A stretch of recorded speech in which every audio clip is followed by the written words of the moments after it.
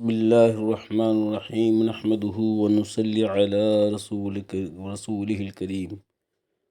محترم سامعین عزیزوں اور بھائیوں، موت کے فرشتہ سے یعنی حضرت عزرائیل سے اللہ تبارک و تعالیٰ نے ایک مرتبہ ایک عجیب سوال کیا۔ اللہ تبارک و تعالیٰ نے حضرت عزرائیل علیہ السلام سے سوال پوچھا کہ تجھے کسی کی جان قبض کرتے ہوئے کبھی رحم آیا، کبھی افسوس آیا؟ تم تو روح قبض کرتے ہو ہر ایک آدمی کا، مخلوق کا۔ حضرت عزرائیل علیہ السلام نے عرض کیا، الہی میرا ہر ایک کی روح قبض کرتے ہوئے دل دکھتا ہے، مگر آپ کے حکم کی سرتابی کی مجال نہیں۔ ہاں، ایک ایسا واقعہ گزرا ہے جس کا دکھ میں ابھی تک بھلا نہیں سکا۔ ابھی تک میرے دل میں اس کا دکھ ہے، وہ غم تنہائی میں بھی میرے ساتھ رہتا ہے۔ عرض کیا کہ اللہ، ایک جہاز سمندر میں سفر کر رہا تھا، وہ آپ کے حکم سے بھنور میں پھنس گیا۔ تھوڑی دیر بعد وہ جہاز تباہ ہو گیا، ٹوٹ پھوٹ گیا۔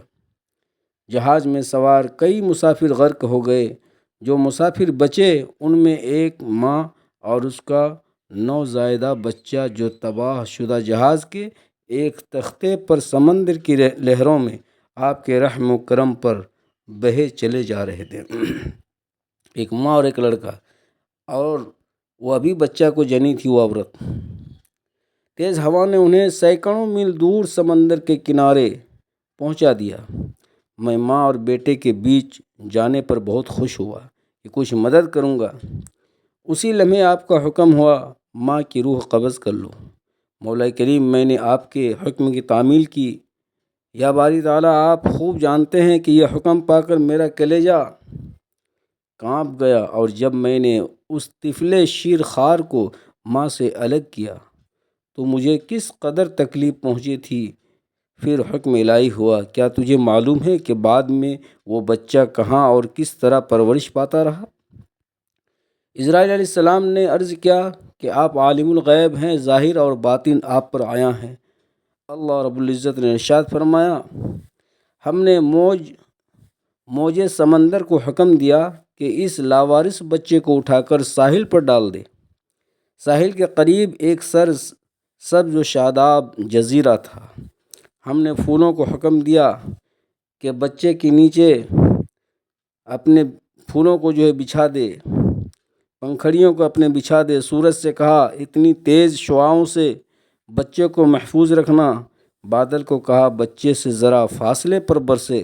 درختوں کی شاخیں خود بخود جھک کر پھل اور ان کا رس اس کے منہ میں ڈال دیتی تھی۔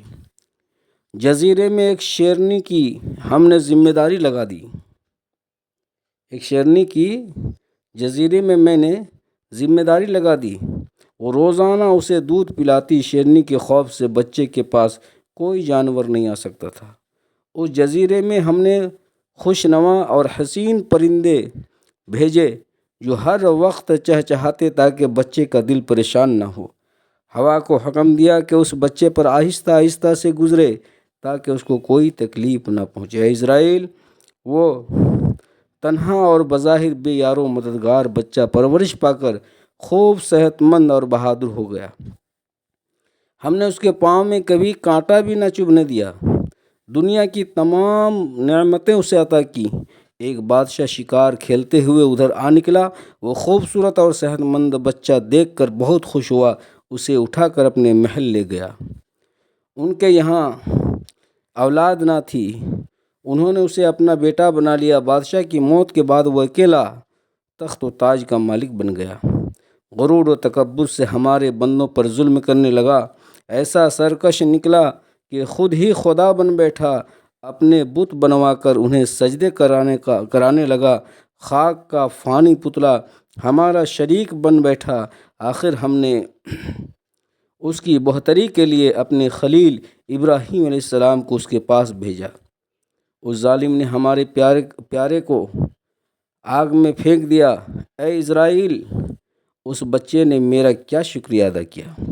وہ بچہ نمرود بن کر اس وقت ایک بڑے ملک کا بادشاہ ہے، اور اسی نے میرے خلیل ابراہیم کو آگ کے جھونکے میں ڈال دیا، آگ کے اندر ڈال دیا، جھونک دیا، اور اب خدائی کے دعویٰ کر کے لوگوں کو میری راہ سے ہٹاتا ہے اور حکم نہ ماننے والوں کو سخت سزا دیتا ہے۔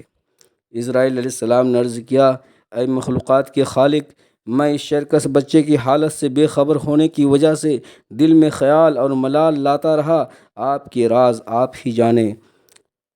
اے خدا کے بندے، تو اپنی اصلاح کر لے، نفس کو قید و بند میں رکھ۔